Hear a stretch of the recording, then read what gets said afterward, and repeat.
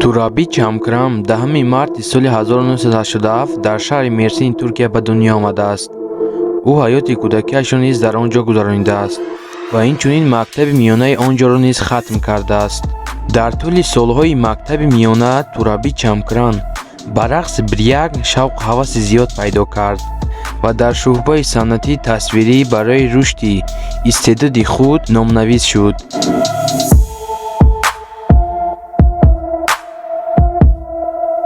Турабӣ Чамкран факултати санъати тасвирии донишгоҳи Мерсимро хатм кардааст.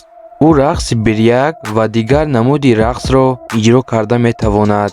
Баъдтар ӯ барои омӯхтани варзишҳои гуногун ба Таиланд сафар мекунад. Дар Таиланд ӯ бисёр мусобиқаҳои қафасӣ иштирок мекунад.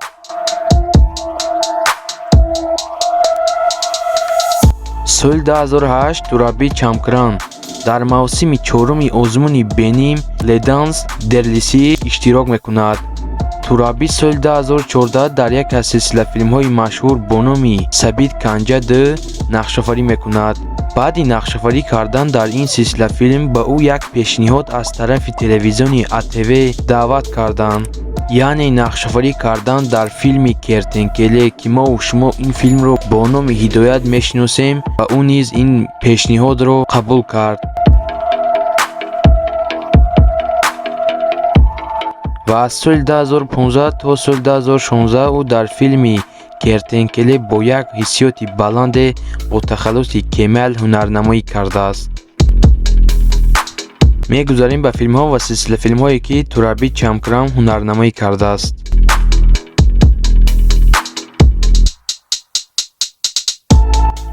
Турабӣ Чамкран соли 2014 дар филми Сабит Канҷа 2 ҳунарнамоӣ кардааст.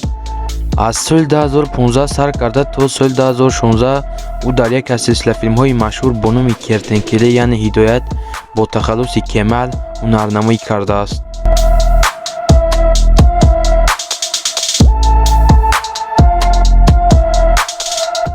соли 2017 ӯ дар филми Кетенпере бо тахаллуси Йилдирай ҳунарнамоӣ кардааст.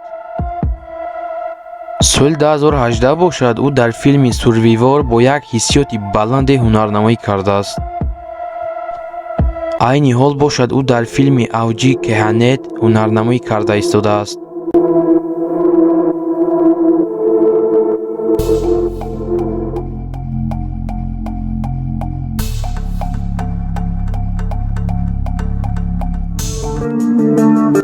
Дуйгун Юлдуз 8 августи соли 1984 дар шаҳри Истанбули Туркия ба дунё омадааст. Дуйгун мактаби миёна ва литсеи шаҳри Истанбулро бо муваффақият хатм кардааст ва баъди хатми мактаб ба донишгоҳи бо номи Мармараи шаҳри Истанбул ба факултати санъати зебо дохил мешавад ва бо муваффақият хатм мекунад. ӯ баъди хатми донишгоҳ ба як театри машҳури шаҳри Истанбул ворид мешаваду нақшофарӣ карданро дар саҳнаҳои театрӣ шурӯъ менамояд. пеш аз ҳама ӯ аз давраҳои мактабиаш дар якчанд саҳнаҳои театрӣ нақш офаридааст. Баъдан ӯ нақшофариро дар филмҳо ва силсилафилмҳо, рекламаҳо шурӯъ намуд. Дуйгун Юлдуз айни ҳол оиладор нест. Ӯ ҳамсари ояндаашро интизор аст.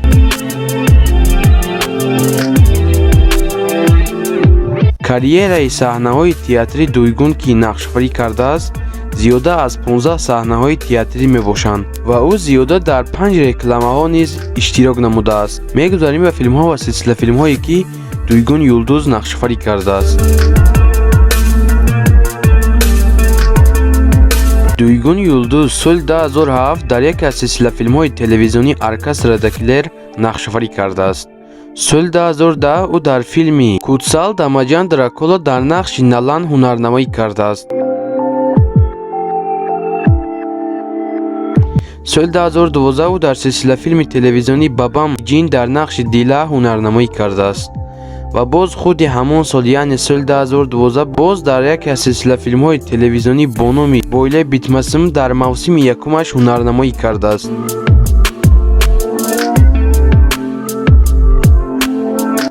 соли 2013 ӯ дар филми Оилаи Севдим Кишени дар нақши Айше ҳунарнамоӣ кардааст. ва аз соли 2014 то соли 2015 ӯ дар яке аз силсилафилмҳои машҳур бо номи Кертинкеле яъне Ҳидоят дар нақши Бетул ҳунарнамоӣ кардааст. соли 2017 бошад ӯ дар филми Суҷ Инсуру нақшофарӣ кардааст.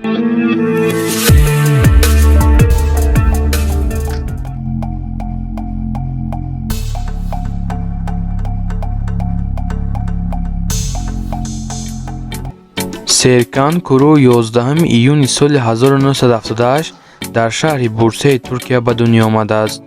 ӯ ҳаёти кӯдакиашро дар шаҳри Бурсе гузаронидааст ва инчунин мактаби миёнаи он ҷоро низ хатм кардааст. ӯ инчунин дарсҳои актёриро низ мегирифт. баъди хатми мактаб Серкан ба донишгоҳи Балкеси дар факултети электрикӣ дохил мешавад ва пас аз чанд сол ӯ донишгоҳро бо муваффақият хатм мекунад ва баъди хатми донишгоҳ ӯ кори фаъолиятро дар яке аз ширкатҳои электрикӣ шурӯъ кард. баъдан ӯ роҳи актёриро пеш гирифту дар якчанд филмҳо ва силсилафилмҳо иштирок кард.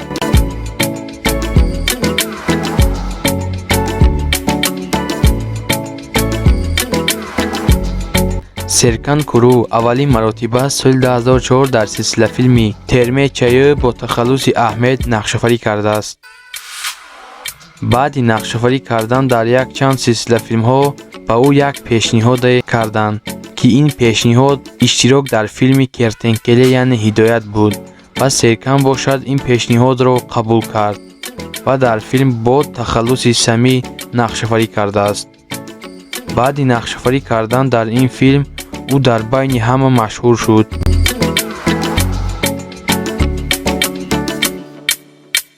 Серкан Куру бо як ҳунарманди дигаре бо мисли худаш бо номи Гукчан Гукмен оила барпо мекунад, яъне хонадор мешаванд.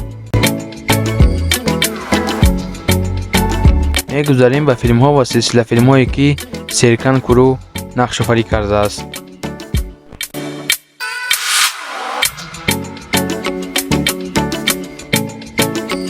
Серкан Куру аз соли 2005 то соли 2007 ӯ дар силсилафилми Эмрем Комутанум нақшофарӣ кардааст.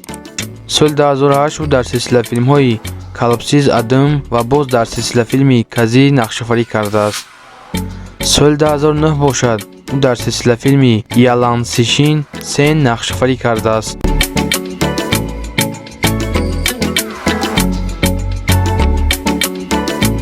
аз соли 2010 то соли 2012 ӯ дар силсилафилми Элде вар ҳаят нақшофарӣ кардааст. соли 2011 бошад ӯ дар силсилафилми Араф Заманӣ нақшофарӣ кардааст. соли 2013 ӯ дар силсилафилми Шевкет Еримде яъне Шавкати Мурғпарвар нақшофарӣ кардааст. аз соли 2014 то соли 2015 ӯ дар силсилафилми Кара Пара Ашк нақшофарӣ кардааст. аз соли 2014 то соли 2016 ӯ дар яке аз силсилафилмҳои машҳур бо номи Кертинкеле яъне Ҳидоят бо тахаллуси Самӣ нақшофарӣ кардааст.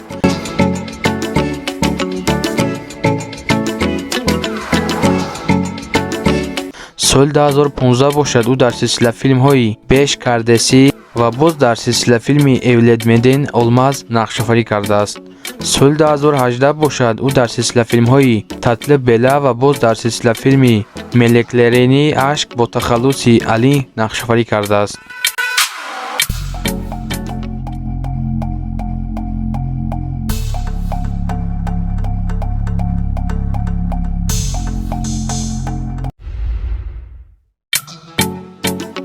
Ердич Гунилер 26 январи соли 1971 дар шаҳри Измири Туркия ба дунё омадааст. ӯ ҳаёти кӯдакиашро дар шаҳри Измир гузаронидааст ва инчунин мактаби миёнаи он ҷоро низ хатм кардааст. ва баъди хатми мактаб дар озмуни санъатӣ иштирок мекунаду ва ғолиби озмун мешавад. баъди ғолиб шуданаш ӯ соли 1993 ба шаҳри Анқара сафар мекунаду ва дар донишгоҳи он ҷо дар факултети забон ва таърихи биографӣ дохил мешавад.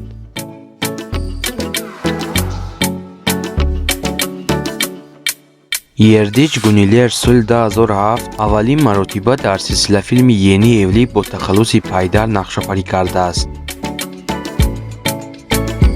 то ин дам зиёда дарси нақшҳои театрӣ ҳунарнамоӣ кардааст ва инчунин дар бисёр рекламаву филмҳо ва силсилафилмҳо ҳунарнамоӣ кардааст. Йелдич Гунилер 2 маротиба оиладор шудааст. ӯ аз оилаи аввалинаш соҳиби як духтар мебошад ва дуюм маротиба ӯ бо як ҳунарманде бо мисли худаш бо номи Йелдӯ Гулкан хонадор мешавад. мегузарем ба филмҳо ва силсилафилмҳое ки Йелдич Гунилер нақшоварӣ кардааст.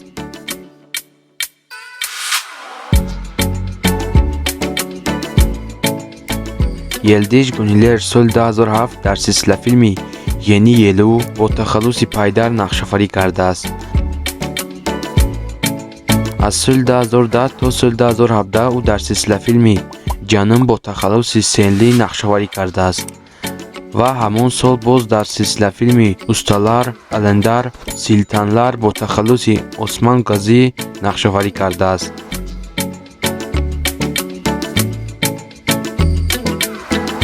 соли 2013 бошад ӯ дар силсилафилми Бени ону чок севдим бо тахаллуси Фери Авлар нақшоварӣ кардааст ва боз дар силсилафилми Буштилар Ялзалар бо тахаллуси Кенан нақшоварӣ кардааст. аз соли 2013 то соли 2014 ӯ дар яке аз силсилафилмҳои машҳур бо номи Куртлар Вадисии Пусӯ яъне Водии Гургондом дар мавсими ҳаштумаш бо тахаллуси Муфеттиш Кенел нақшоварӣ кардааст. соли 2014 бошад ӯ дар силсилафилми Фақат Бузир Бузе бо тахаллуси Пойраз нақшоварӣ кардааст. аз соли 2014 то соли 2016 ӯ дар яке аз силсилафилмҳои машҳур бо номи Кертенкеле яъне Ҳидоят бо тахаллуси комиссар Унал нақшоварӣ кардааст. соли 2017 бошад ӯ дар силсилафилми Бир Дели Севда бо тахаллуси Ченгиз Гудениз нақшоварӣ кардааст. соли 2019 бошад ӯ дар силсилафилми Чукур бо тахаллуси Эдем Юлмаз нақшоварӣ кардааст.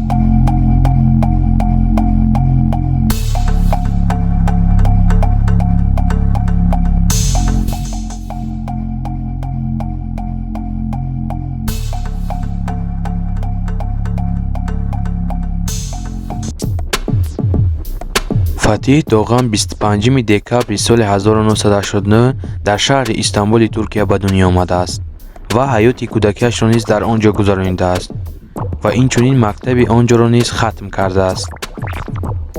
фатиҳ доған баъди хатми мактаб ба донишгоҳи бо номи Кония Солчук ва факултети синемо ва радиои телевизионӣ дохил мешавад ва дар баробари таҳсил карданаш инчунин таълими махсуси актёриро низ мегирад. баъди гузашти солҳо ӯ донишгоҳро бо муваффақият хатм мекунад ва баъди хатми донишгоҳ аввалин бор муддати 4 сол дар яке аз корхонаҳои Ясин Усту гуфтани шахс ҳамчунин атистент кору фаъолият мекунад. фатиҳ доған аввалин бор дар филми Сағир Ода бо лаёқати хубе ҳунарнамоӣ кардааст. аз сабабе ки ӯ истеъдоди ҳунарии хубе дошт ӯро ба яке аз силсилафилмҳои машҳур бо номи Кертенкеле яъне Ҳидоят даъват карданд ва ӯ низ ин даъватро қабул кард. баъди нақшоварӣ кардан дар ин филм ӯ бисёр дар байни мардум машҳур шуд ва ба ӯ бисёр пешниҳодҳои силсилафилмҳо шуд. фатеҳ доған то ҳол оиладор нашудааст ва аз ҳаёти оиладориаш дар ягон ҷо ягон хабаре нест. мегузарем ба филмҳо ва силсилафилмҳое ки фатеҳ доған ҳунарнамоӣ кардааст. фатеҳ доған дар соли 2006 дар филми Сағир Ода ҳунарнамоӣ кардааст. соли 2007 бошад ӯ дар филмҳои Ашк Ениден, Севгили Гунорум ва боз дар филми Чок Гузелтим нақшоварӣ кардааст. дар соли 2008 ӯ дар филми Каек Принсес бо муваффақият ҳунарнамоӣ кардааст. соли 2010 бошад ӯ дар филмҳои Ҷескин, Пичак ва боз дар филми Лале Деврӣ ҳунарнамоӣ кардааст. дар соли 2012 бошад ӯ дар филмҳои Курт Кануно ва боз дар филми Ер Айруму нақшоварӣ кардааст соли 2013 бошад ӯ дар филми Ен Юзун Юзул нақшафарӣ кардааст. дар соли 2014 бошад ӯ дар яке аз силсилафилмҳои машҳур бо номи Кертенкеле яъне ҳидоят дар мавсими якум ва дуюмаш бо тахаллуси ҳиҷабӣ ва боз дар филми Ҷилкенсане университети бо тахаллуси Абиден нақшафарӣ кардааст. соли 2015 бошад ӯ дар филми Кертенкеле яъне ҳидоят дар мавсими сеюм ва чорумаш бо тахаллуси ҳиҷабӣ ва акинҷӣ нақшафарӣ кардааст. дар соли 2017 бошад ӯ дар яке аз силсилафилмҳои машҳур бо номи Бахтияр Алмаз нақшафарӣ кардааст.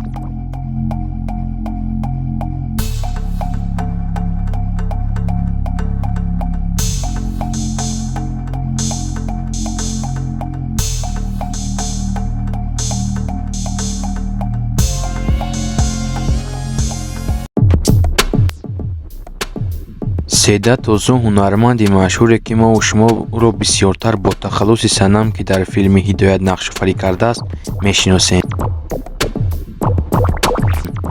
Седат Тусун 6 апрели соли 1990 дар шаҳри Истанбули Туркия ба дунё омадааст.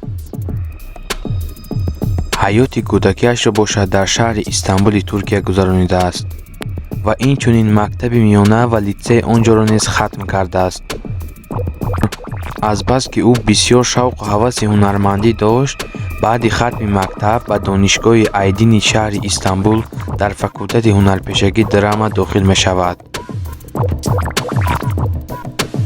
Седат Тусун аввалин маротиба соли 2008 вақте ки дар курси аввал буд, дар барномаи Зебосанами Туркия иштирок менамояду ва соҳиби ҷойи аввал мешавад. баъди гузашти солҳо Седат Тусун донишгоҳро бо муваффақият хатм мекунаду ба нақшофарии филмҳо ва силсилафилмҳо шурӯъ мекунад. Седат Тусун моҳи сентябри соли 2018 бо дӯстдоштаи худ Эймен Адил оила барпо мекунад, яъне хонадор мешаванд. Седат Тусун аз Эймен Адил 1 сол калонтар мебошад. мегузарем ба филмҳо ва силсилафилмҳое ки Седат Тусун нақшофарӣ кардааст. Седат Тусун соли 2013 дар силсилафилми Болаӣ бо тахаллуси Гул нақшофарӣ кардааст. соли 2015 бошад ӯ дар силсилафилми Мӯъҷизе бо тахаллуси Мизгин нақшофарӣ кардааст. аз соли 2015 то соли 2016 ӯ дар яке аз силсилафилмҳои машҳур бо номи Кертенкеле яъне ҳидоят бо тахаллуси Гизем яъне санам нақшофарӣ кардааст. соли 2016 ва 2017 бошад ӯ дар силсилафилми Юнус Эмре бо тахаллуси Маҷим Султан нақшофарӣ кардааст.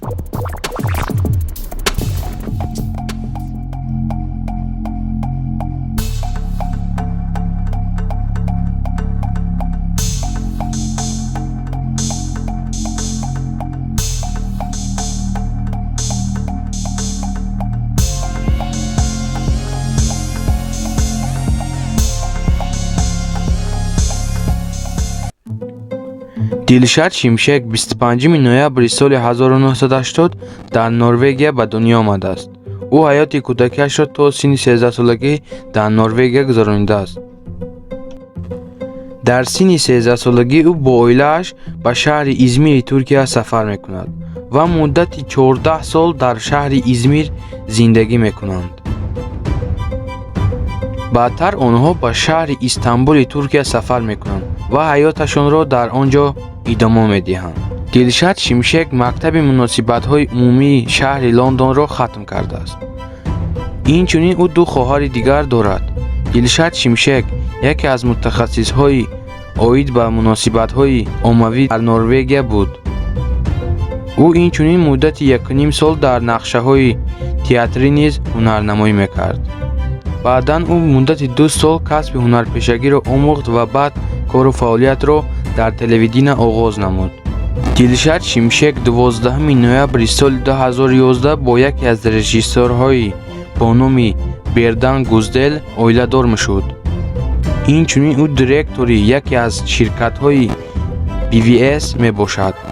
дилшад шимшек аввалин маротиба дар яке аз барномаҳои бисёр хубе бо тахаллуси бисёр зебои нақшофарӣ кардааст. баъдан ӯ дар яке аз силсилафилмҳои телевизионӣ бо номи гунем акша олгу бо тахаллуси туркан нақшофарӣ кардааст. филмҳо ва силсилафилмҳое ки дилшад шимшек нақшофарӣ кардааст.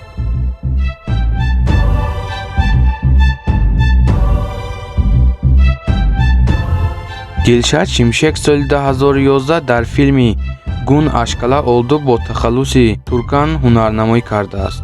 соли 2012 бошад ӯ дар филми исир шерин гӯюзларӣ бо тахаллуси комиссар элиф ҳунарнамоӣ кардааст. аз соли 2013 то соли 2014 ӯ дар филми сана бирси верҷерем ҳунарнамоӣ кардааст. аз соли 2014 то соли 2016 ӯ дар яке аз силсилафилмҳои машҳур бо номи кертенкеле яъне ҳидоят бо тахаллуси мелис бо як истеъдоди хубе ҳунарнамоӣ кардааст. соли 2017 бошад ӯ дар филми мутлугу каман ҳунарнамоӣ кардааст. дар соли 2018 бошад ӯ дар филми олдур бини селгимин нақшофарӣ кардааст.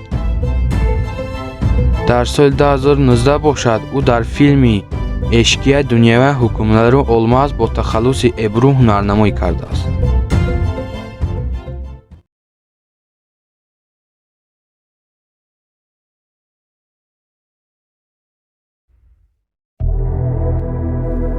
меҳтаб байрӣ 15 марти соли 1977 дар шаҳри мардини Туркия ба дунё омадааст. падари меҳтаб муаллим буд ва асли падараш аз шаҳри Дузҷаи Туркия мебошад. аз ҳамин сабаб ба дунё омадани меҳтаб падараш ӯро ба зодгоҳи худаш яъне ба шаҳри Дузҷа мебарад. меҳтаб байрӣ бошад дар шаҳри Дузҷа ба воя мерасад. баъдан меҳтаб ба шаҳри Истанбул мераваду дар яке аз литсеҳои шаҳри Истанбул бо номи ФЕФА таҳсилро идома медиҳад. меҳтаб байрӣ аз хурдӣ бисёр шавқу ҳаваси ҳунарманд шуданро дошт. аз ҳамин сабаб ӯ баъди дарсҳояш ба якчанд театр рафта машқи ҳунармандиро меомӯхт. баъд аз хатми мактаб ӯ натавонист ки ба донишгоҳ дохил шавад ва баъдтар ӯ боз ба шаҳри Дузҷа баргашту дар яке аз театрҳои он ҷо кору фаъолиятро шурӯъ намуд. баъди муддате ӯ маблағи кифоя ба даст оварду ба донишгоҳи давлатии шаҳри Анадолу ба консерватория дохил шуд ва баъди хатми донишгоҳ ӯ дар яке аз мактабҳои зодгоҳаш 2 сол ҳамчун муаллими синфҳои ибтидоӣ кор кардааст. меҳтаб байрӣ нақшофариро дар филмҳо ва силсилафилмҳо аз соли 1995 оғоз намудааст. аввалин маротиба ӯ дар силсилафилми Фортуналла нақшофарӣ кардааст. санаи 10 октябри соли 2018 меҳтаб дар инстаграми худ вафоти падарашро эълон кард. филмҳо ва силсилафилмҳое ки меҳтаб байрӣ нақшофарӣ кардааст.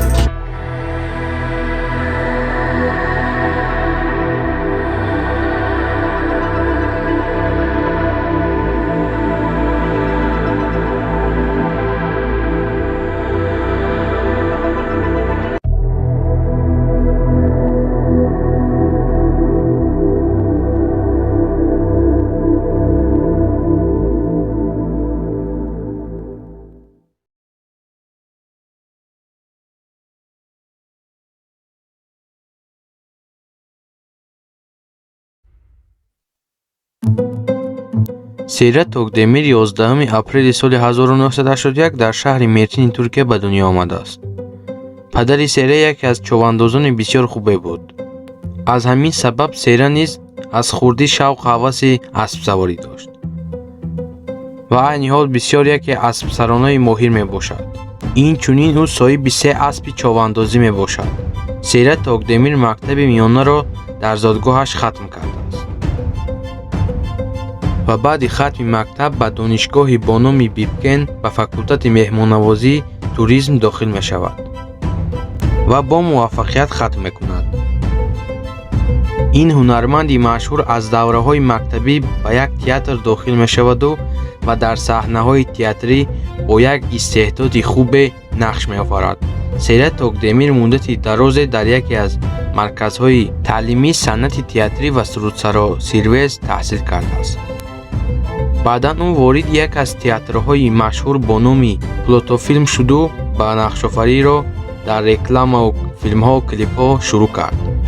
Серят Токдемир аввалин маротиба дар яке аз силсилафилмҳои телевизионӣ бо номи Истанбул Чучуклару бо тахаллуси Черен нақши асосиро бозидааст. Серят баъди хатми донишгоҳ оиладор мешавад ва аз байн дери нагузашта ӯ соҳиби як фарзанд мешавад ва онҳо номашро Борон мегузоранд. филмҳо ва силсилафилмҳое ки Серят Токдемир нақшофарӣ кардааст. Серят Токдемир дар соли 2009 дар филмҳои Ашк Генёрум Гемез бо тахаллуси Шебнем, Геашк Десем Нирчинкис Гефеде бо тахаллуси Сибел, Капалу Чачаклару бо тахаллуси Мелек ва дар филми Истанбул Чучуклару бо тахаллуси Черен нақшофарӣ кардааст. дар соли 2010 бошад ӯ дар филмҳои Кан бо тахаллуси Зейнеб ва дар филми Чакарлар Данс нақшофарӣ кардааст. дар соли 2011 бошад ӯ дар филми Ҳаят Девем Эдиёрок бо тахаллуси Делиҳа Бабарҷӣ нақшофарӣ кардааст. дар соли 2012 бошад ӯ дар филми Ҳаят Девам Ҳедер дар мавсими дуввумаш ва боз дар филми Банан Саргун Якасу нақшофарӣ кардааст. дар соли 2013 бошад ӯ дар филмҳои Бенди Узлемен бо тахаллуси Селен ва дар филми Суриатеш ва боз дар филми Юксен Ириш бо тахаллуси Эҷей нақшофарӣ кардааст. дар соли 2014 бошад ӯ дар филми Анаму Оғлу бо тахаллуси Лал нақшофарӣ кардааст. соли 2015 бошад ӯ дар филмҳои Деремиш Дерёғлу ва дар филми Бизем ҳикоя бо тахаллуси Нерлит нақшофарӣ кардааст. дар соли 2016 бошад ӯ дар филми Кертенкеле яъне Ҳидоят бо тахаллуси Зеҳра нақшофарӣ кардааст. дар соли 2017 ӯ боз дар филми Деремеш Илдироғлу дар мавсими чорумаш нақшофарӣ кардааст.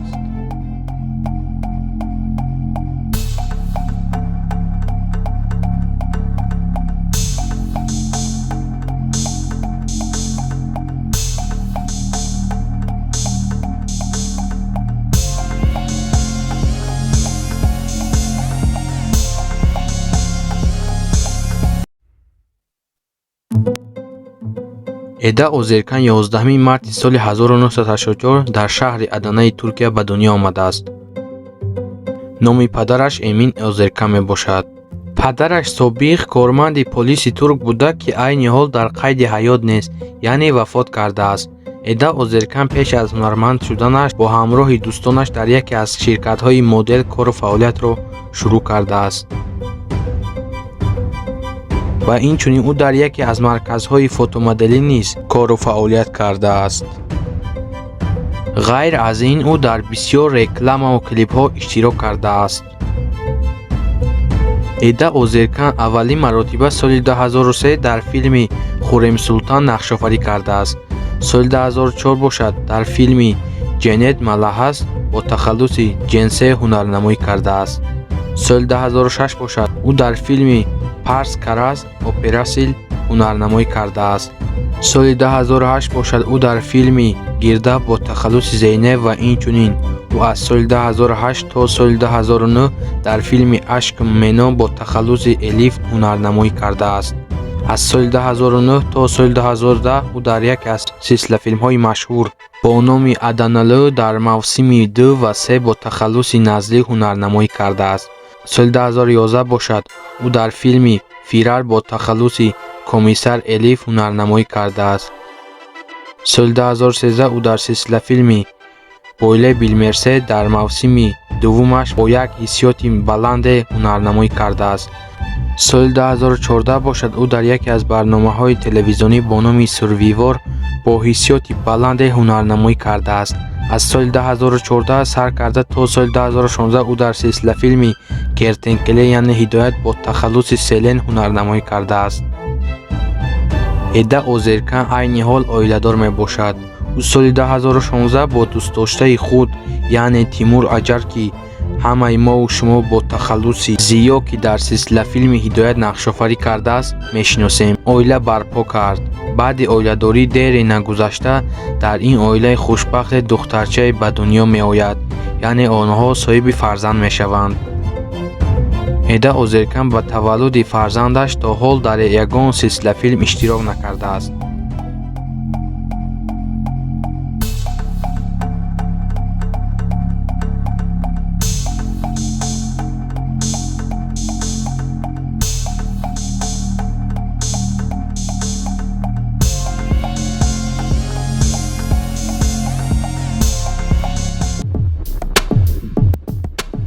Синан Чалишканоғлу 26 октябри соли 1978 дар шаҳри Истанбули Туркия ба дунё омадааст. ӯ ҳаёти кӯдакиашро дар шаҳри Истанбул гузаронидааст ва мактаби миёнаи онҷоро низ хатм кардааст. Синан Чалишканоғлу баъди хатми мактаб ба Академияи театрии мусиқии шаҳри Истанбул дохил мешавад ва бо муваффақият хатм мекунад. баъдан ӯ дар яке аз марказҳои зебои санъатӣ дарсҳои пандомез ва сабақҳои амалиро гирифт. Синан Чалишканоғлу дар бисёр саҳнаҳо иштирок кардааст, аз ҷумла реклама филмҳо, театрҳо ва силсилафилмҳо, инчунин дар бисёр барномаҳои телевизионӣ ҳунарнамоӣ кардааст. ӯ соли 2006 дар яке аз барномаҳои телевизионии АТВ яъне дар яке аз силсилафилмҳои масакавӣ бо номи Селена бо тахаллуси ҳадес нақшофарӣ кардааст. Синан Чалишканоғлу 2 сентябри соли 2007 бо духтаре мисли худаш ҳунарманд бо номи Яшим Черен оиладор мешавад ва бадбахтона ин оиладорӣ дери давом намекунад. 10 марти соли 2010 онҳо аз ҳамдигар ҷудо мешаванд. хушбахтона дери нагузашта бахт ба сӯи ӯ кушода мешавад ва 8 июли соли 2013 ӯ бо як ҳунарманди дигаре бо номи Туба Саргун оила барпо мекунад, яъне хонадор мешаванд ва онҳо бисёр хушбахт мешаванд ва зиндагиашонро давом медиҳанд. Инчунин онҳо соҳиби як фарзанд низ мешаванд. аммо мутаассифона онҳо 16 ноябри соли 2015 бо сабабҳои номаълуме аз ҳамдигар ҷудо мешаванд. дигар аз ҳаёти оиладорӣ ӯ ягон маълумоте ба даст наовардаем. филмҳо ва силсилафилмҳое ки Синан Чалишканоғлу нақшофарӣ кардааст.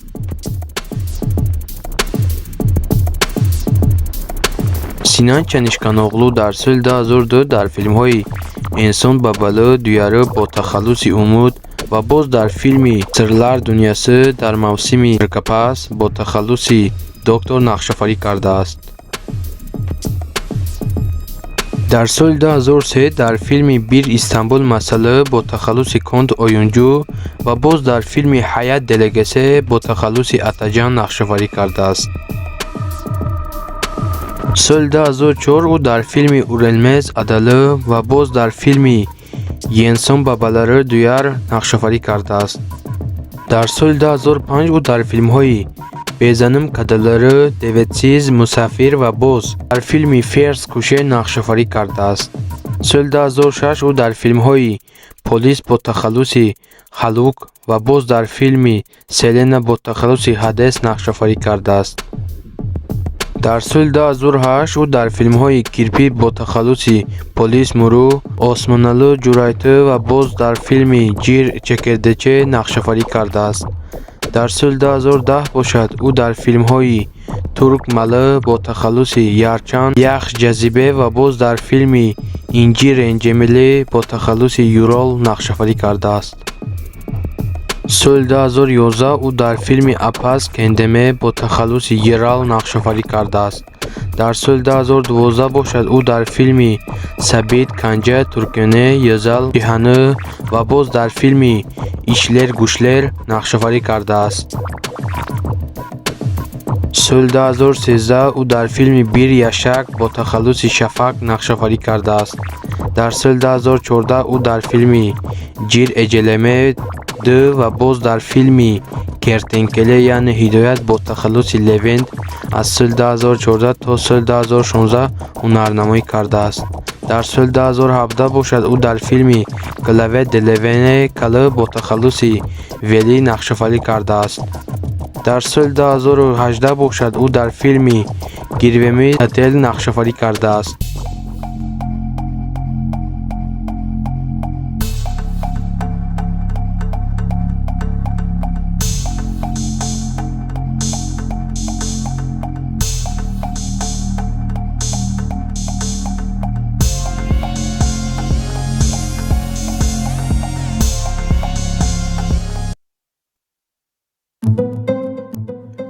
умуд оғоз 2 июли соли 1977 дар шаҳри Анқараи Туркия ба дунё омадааст. баъди ба дунё омаданаш дери нагузашта оилаи ӯ ба шаҳри Измири Туркия сафар мекунанд. умуд оғоз ҳаёти кӯдакиашро дар шаҳри Измир гузаронидааст ва инчунин мактаби ибтидоӣ, мактаби миёна ва литсеи шаҳри Измирро хатм мекунад. ӯ баъди хатми мактаб ба донишгоҳи шаҳри Искешерияи Туркия ба номи Анадолу университет ба факултати туризм дохил мешавад. умуд оғоз пеш ва баъд аз хатми донишгоҳ аз солҳои 1994 то солҳои 1999 дар меҳмонхонаҳои гуногун ва дар минтақаҳои гуногуни истироҳатӣ кору фаъолият мекунад. ӯ аз солҳои 1999 кору фаъолияти театриро бо ҳамроҳии яке аз ҳунарпешакҳои хуби театрӣ Аҳмед Гулҳан шурӯъ мекунад ва аз ҳамон сол ҳаёташро тағйир дода вориди дунёи афсонавӣ мегардад ва дар бисёр филмҳо ва силсилафилмҳо бо таҷрибаи хубе ва бо ҳиссиёти баланде кору фаъолият мекунад. умуд оғоз оиладор мебошад ва соҳиби фарзанд мебошад. филмҳо ва силсилафилмҳое ки умуд оғоз нақшофарӣ кардааст. умуд оғоз дар солҳои 2000 дар филмҳои «Гунеш Анаклар», «Бона Бана Бог» ва боз дар филми «Уве Баба» бо тахаллуси Ҳакан нақшофарӣ кардааст. соли 2002 бошад ӯ дар филми «Сирланд дуньясы» бо тахаллуси Юлмаз нақшофарӣ кардааст. соли 2003 бошад ӯ дар филми «Шӯҳратлар кебабҷишӣ» нақшофарӣ кардааст. дар соли 2004 ӯ дар филмҳои «Буюк Умушлар» бо тахаллуси Ҷемал, «Тател ашклары» бо тахаллуси Берке, «Ҷаналу Берсет» бо тахаллуси Ҳайрӣ ва боз дар филми «Учкичили ашк» нақшофарӣ кардааст. дар соли 2005 бошад ӯ дар филмҳои «Аҷи ҳаят» бо тахаллуси Ирҷӣ, «Имре Комутанам» бо тахаллуси Корҳан, «Сафаф Асаф» бо тахаллуси Асаф, «Севда Пепеси», «Ҷил Ҳорос» бо тахаллуси Казим ва дар филми «Ичкадим» нақшофарӣ кардааст. дар соли 2006 бошад ӯ дар филмҳои «Пардан Янӣ» бо тахаллуси Камил, «Трамва» бо тахаллуси Теҳлишкӣ ва боз дар филми «Умуд Адас» бо тахаллуси Эзенфер нақшофарӣ кардааст. соли 2007 бошад ӯ дар филмҳои «Ҷумҳур Ҷемъият» ва боз дар филми «Кӯзаи Рӯзгары» бо тахаллуси Адам нақшофарӣ кардааст. соли 2008 бошад ӯ дар филми «Аданолу» ва боз дар филми «Яланҷ Романтик» ва бо тахаллуси Ҳамид нақшофарӣ кардааст. дар соли 2010 бошад ӯ дар филми «Апатиян» дар мавсими 3 ва 4 бо тахаллуси Апас нақшофарӣ кардааст. соли 2011 бошад ӯ дар филмҳои «Тектив Мемолӣ» бо тахаллуси Фико, «Музиклерин Фердасӣ» бо тахаллуси Сабит ва боз дар филми «Нурӣ» бо тахаллуси Фикрет нақшофарӣ кардааст. соли 2012 бошад ӯ дар филми «Ана Бирсойгунъяз» бо тахаллуси Сулайман нақшофарӣ кардааст. дар соли 2011 бошад ӯ дар филмҳои «Делисен», «Дурсун Ҷавуш», «Ҷовуш Академисе», «Рӯзгарлар Якак» ва боз дар филми «Супер Иҷир» бо тахаллуси Юнҷу нақшофарӣ кардааст. соли 2014 бошад ӯ дар яке аз силсилафилмҳои машҳур бо номи «Кертенкеле» яъне «Ҳидоят» бо тахаллуси Шевкет нақшофарӣ кардааст. соли 2015 бошад ӯ дар филми «Какёр» ҳунарнамоӣ кардааст. соли 2016 ӯ дар филми «Бана Гидде» бо тахаллуси Толгат нақшофарӣ кардааст.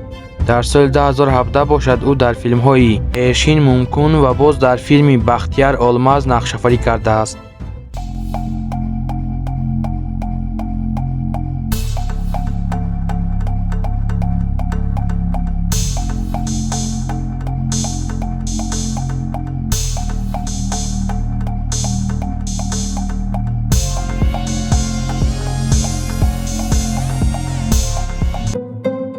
Тимур Аҷар 22 декабри соли 1979 дар Олмон ба дунё омадааст ва миллаташ турк мебошад ва инчунин ӯ як бародар ва як хоҳари дигар дорад. Тимур Аҷар ҳаёти кӯдакиашро дар Олмон гузаронидааст. ӯ соли 1984 ба Туркия ба вилояти Карасуи шаҳри Сакария бармегардад. Тимур соли 1999 дар як театр корро сар мекунад. ӯ факултати санъати зебои шаҳри Измирро хатм кардааст.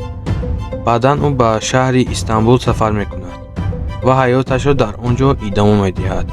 аввалин шуда ӯ дар Истанбул қадамҳои худро дар сценарияи «Некспирднир чин киз» гузошта роли ҳақиқиро мебозад.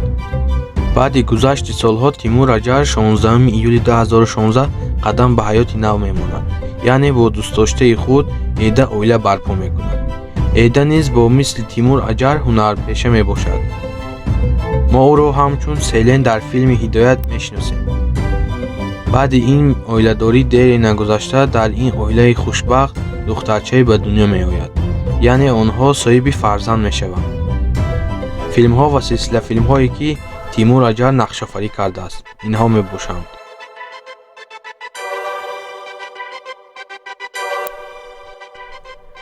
Тимур Аҷар соли 2006 дар филми «Аврупо якасу» дар мавсими 4 ва 5 нақшофарӣ кардааст. соли 2008 бошад дар филми «Аврупо якасу» дар мавсими 6-умаш нақшофарӣ кардааст ва дар ҳамон сол дар филми «Улаг» низ бозӣ кардааст. дар соли 2009 бошад дар филмҳои «Башка дилда ашк», «Турклар чилдирма ашк» ва дар филми «Аҳ калбим» нақшофарӣ кардааст. соли 2010 дар филми «Чакарлар данс» ва дар мавсими 3-умаш филми «Акасия Дуран» нақшофарӣ кардааст. дар солҳои 2011 ва 2012 бошад дар филмҳои «Дервендель Сера» ва дар филми «Чакарлар данс» ду бозӣ кардааст. соли 2014 бошад дар филмҳои «Ҳаят Сана Гузал» ва дар филми «Бебек Иши» нақшофарӣ кардааст. соли 2014 ва 2015 дар филми «Кертенкеле» яъне «Ҳидоят» ва филми «Чакарлар данс» нақшофарӣ кардааст. ва дар солҳои 2016 ва 2017 бошад ӯ боз дар филми «Чакарлар данс 4» ва дар филми «Нердесим беродарӣ» яъне «Дар куҷои бародарам» нақшофарӣ кардааст. ва инчунин ногуфта намонад ки Тимур Аҷар дар соли 2018 дар филми «Со яъне қавл» бо характери Дармон нақшофарӣ кард.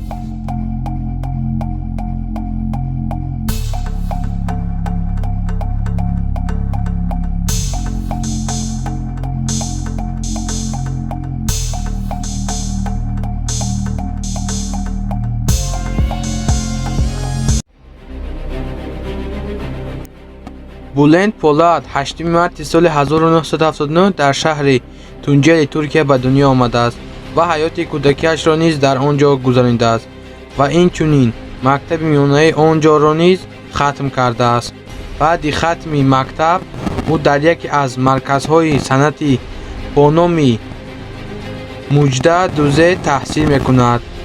Буланд Полад соли 1993 дар як театр кору фаъолиятро шурӯъ мекунад ва баъди кору фаъолият дар ин театр ӯ дар бисёр бо як истеъдоди хубе ҳунарнамоӣ мекунад.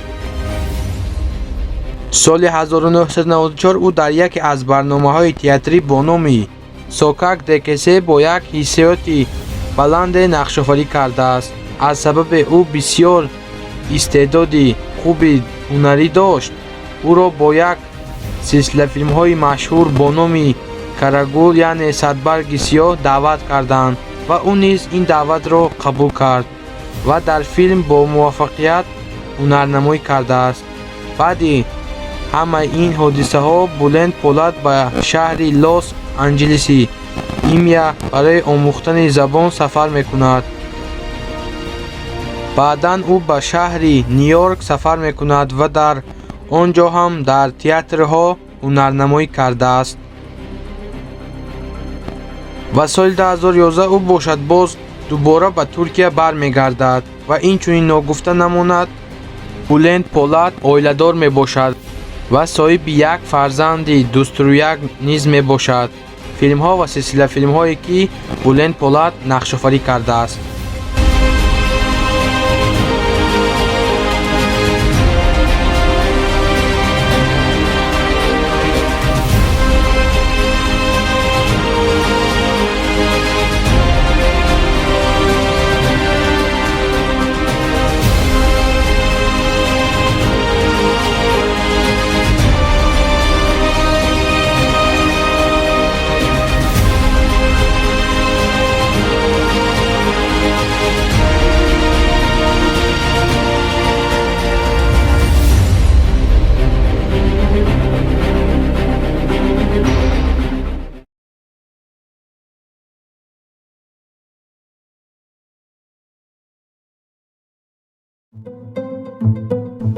асина туғал 18 октябри соли 1984 дар шаҳри Истанбули Туркия чашм ба олами ҳастӣ кушодааст.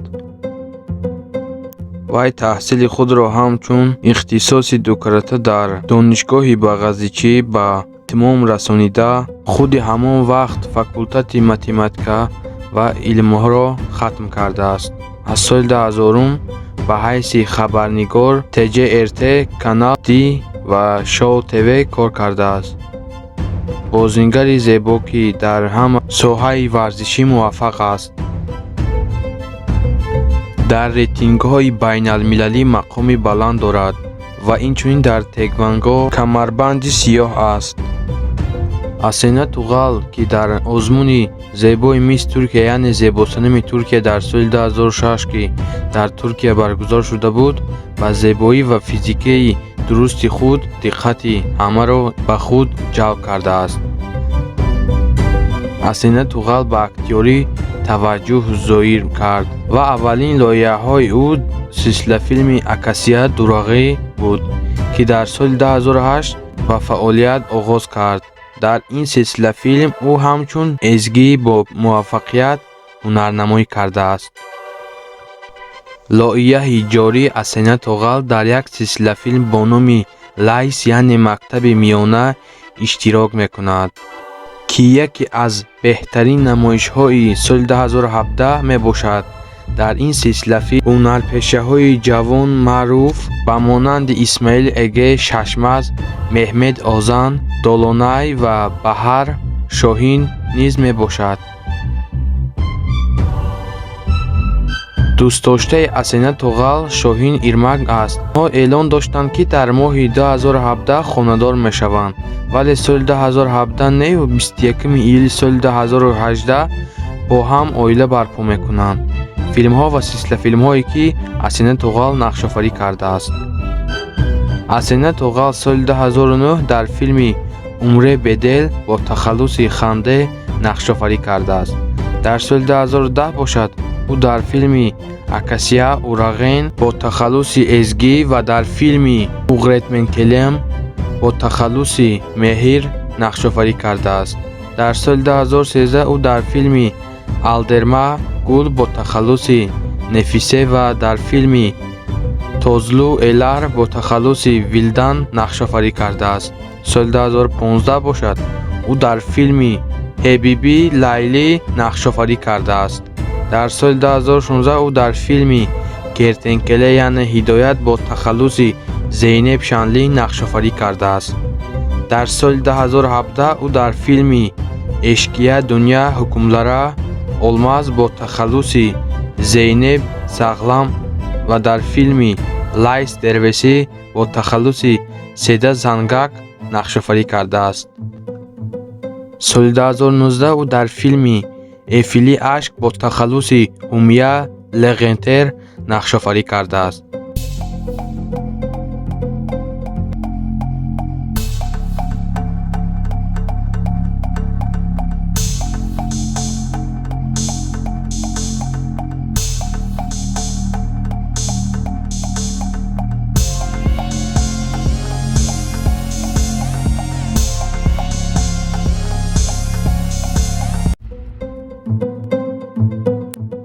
Бусе Арслан 29 декабри соли 1992 дар шаҳри Истанбул ба дунё омадааст.